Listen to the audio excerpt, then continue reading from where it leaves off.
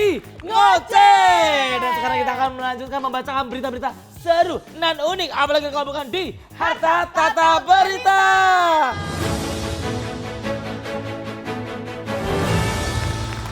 Lu tau gak sih, Mu, bahagia banget gue kemarin pada waktu momen 11-11. Kenapa lu banyak diskonan ya? Bukan karena gue di endorse, enggak dong.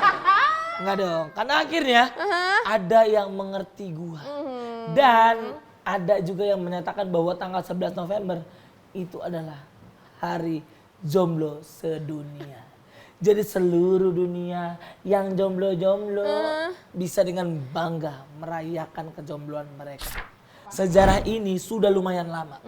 Ini dimulai dari tahun 1990. Alright. Di mana ada sekumpulan mahasiswa jomblo di Universitas Nanjing, Tiongkok yang merayakan hari ini dengan membeli kado untuk dirinya sendiri. Oke. Kenapa hari ini dipilih? Karena tanggal 11-11 itu mewakili banyak sekali diskon dari e-commerce. Bukan dong. Karena tanggal 11-11 diwakili oleh angka 1 yang mewakili kesendirian. Aduh.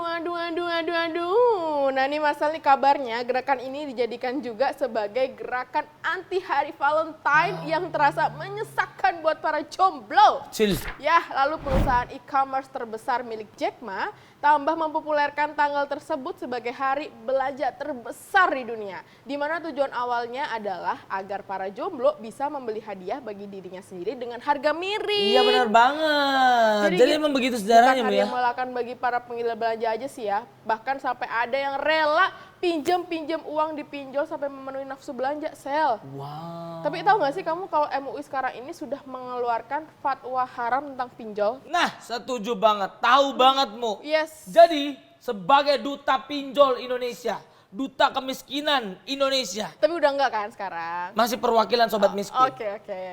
Jadi ketika gue mendengar berita ini, jiwa miskin gue seakan merdeka.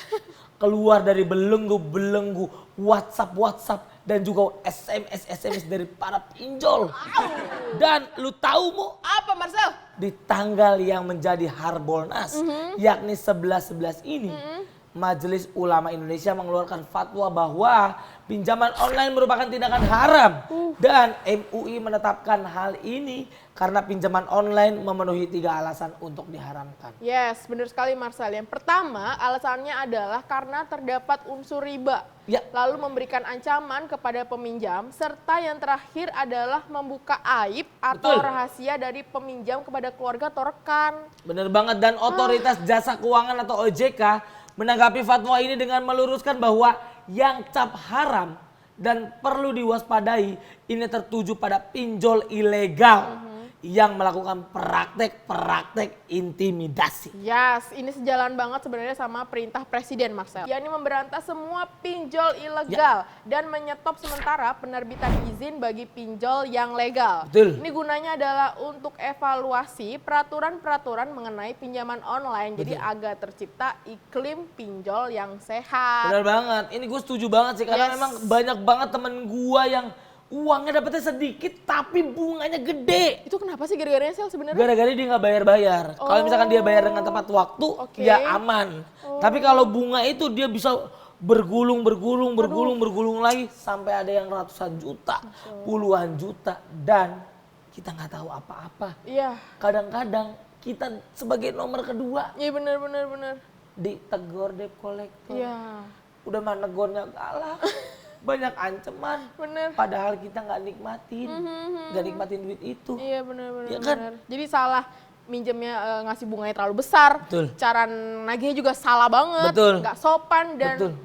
melanggar undang-undang ITE juga nggak sih? Karena dia lancang banget kan. dapet Bener nomor banget, kita. gue setuju banget sih. Makanya gue terima kasih kepada MUI. dan juga Kepres ya. Yes. Mudah-mudahan pinjol ini bisa diberantas yang ilegal. Betul sekali. Betul. Yes. Dan selanjutnya ada lagi nih, Mu. Apa, Marcel? Ada kasus yang cukup unik dan jadi perhatian netizen nih, Mu. Jadi ada seorang wanita bernama Felicia yang dituntut 1 tahun penjara. Ini gue tahu sih. Oleh jaksa penuntut umum karena dinilai melakukan Bukan dong, dipisah aja bacanya. KDRT.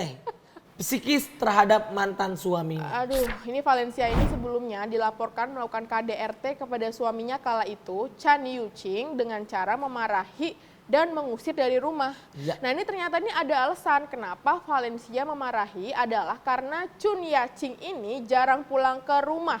Dan kalau pulang sering dalam kondisi mabuk. Iya betul banget. Dan ini update-nya Marcel, Ya. Kejaksaan Agung akhirnya mengambil alih kasusnya dan menegur tak hanya Kejaksaan Negeri Karawang. Betul banget, tapi beliau juga mencopot kejati yang ada di sana. Jujur gue gemes banget sih dengan berita-berita begini kayak. Suami pulang bukan bawa duit, malah mabok. Betul, udah mulut bau jurang. Gimana-mana tiba-tiba gitu-gitu buset. Iya, sabar-sabar. Tapi berita yang ngegemesin, nggak cuma itu aja Marcel. Apa, Bu? Ada lagi soal tangkap menangkap yang ngegemesin, tapi kali ini hubungannya sama koruptor. Wow. Jadi di pertengahan November kemarin Marcel, Ya. ada potongan video yang viral ketika Bupati Banyumas menyampaikan permintaan pada KPK, yakni jika menemukan kepala daerah yang berbuat korupsi, jangan langsung di OTT, tapi hendaknya Nah dikasih tahu dulu ya. kok bisa mau di OTT tapi dikonfirm dulu. Ini para kepala daerah, kami semua takut dan tidak mau di OTT. Maka kami mohon kepada KPK sebelum OTT, mohon kalau ditemukan kesalahan sebelum OTT kami dipanggil dahulu. Kalau ternyata dia itu berubah, ya sudah lepas gitu loh. Kalau gitu kan nggak surprise gitu. Bapak masa udah korup banyak mau sih. Maksudnya gimana ya? Aduh, yang lain aja lah. Dan dalam klarifikasinya, Bapak Bupati bilang, ya namanya pencegahan ya kan dicegah, bukan ditindak. Halo Pak. Jadi kalau ada kepala daerah yang kena OTT kan jadinya menghilangkan kepala daerah yang sedang bertugas. Aduh. Ya kalau memang terbukti korupsi harus dihilangkan dong, tolong, masa dipertahankan. Betul Pak. Nah ini juga akhirnya Gubernur Jawa Tengah Ganjar Pranowo juga ikut mengomentari permintaan children fruit-nya tersebut. Ya. Dan mengatakan bahwa usulnya tersebut tidak mungkin bisa dilakukan. Betul. Ini satu suara dengan KPK sendiri yang menyatakan kepala daerah tak perlu takut dengan OTT asal kerjanya benar dan nggak terbukti korupsi. Bener banget kalau kamu tidak korupsi, OTT datang ya udah ajak makan aja. Iya. Ngobrol-ngobrol, slow-slow ya kan. Chill. Slow periksa aja Pak semuanya Pak. Sok, mangga. Saya aman. Pusing ya Pusing lo. banget. Ya, kita doakan semoga para koruptor ini, bapak-bapak pejabat diberikan kesadaran ya. Betul banget. Yes, Betul banget. itu Dan ya. kita masih akan gabung lagi. Betul sekali. Kita akan kembali lagi. We'll be back again. Alright, tetap Ya. di Ngoceh.